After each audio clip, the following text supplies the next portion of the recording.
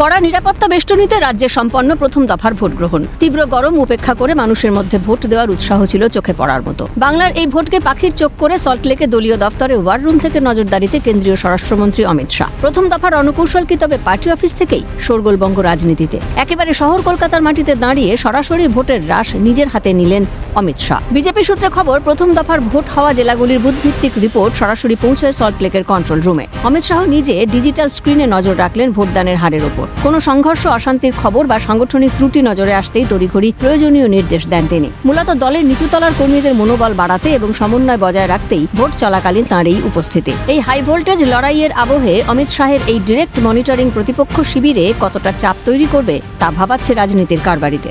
উল্লেখ্য, নির্বাচনী উত্তাপ মাপতে আগামী 27 এপ্রিল পর্যন্ত এই রাজ্যে ঘাঁটি গেড়ে থাকছেন বিজেপির এই শীর্ষ নেতা। এই কয়েকদিনে একাধিক প্রচার কর্মসূচি এবং সাংগঠনিক বৈঠকের সূচিও রয়েছে তাঁর। এদিন গলাগড়ের সভা থেকেও পরিবর্তনের ডাক দিয়ে রাজ্যে বিজেপি সরকার গঠনের বার্তা দিয়েছেন কেন্দ্রীয় স্বরাষ্ট্রমন্ত্রী।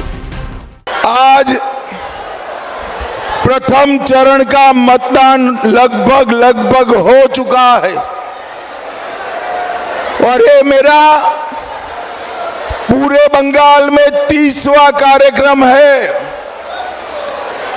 चुनाव का परिणाम बालागढ़ वालों जानना है क्या?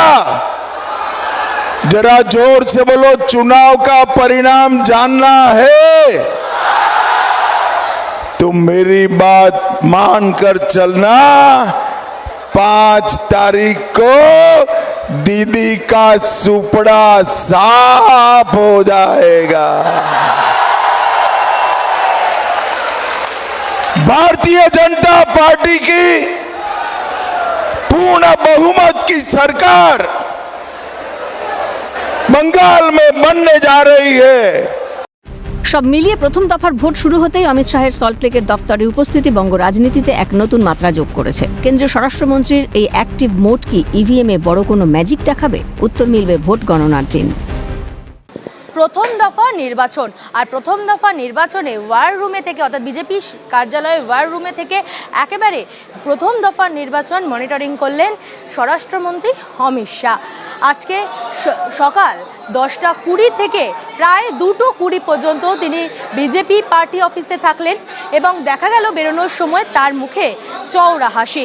বিজেপির সল্টলেকের কার্যালয়ে তিনি 4 ঘন্টা ধরে মনিটরিং করলেন। মূলত একটি ওয়ার রুম তৈরি করা হয়েছে, সেখানে বসে পুরো ভোট কার্যত তিনি মনিটরিং করেছেন। ক্যামেরায় সুজিতের সঙ্গে রেশমি রিপোর্ট, ক্যালকাটা নিউজ।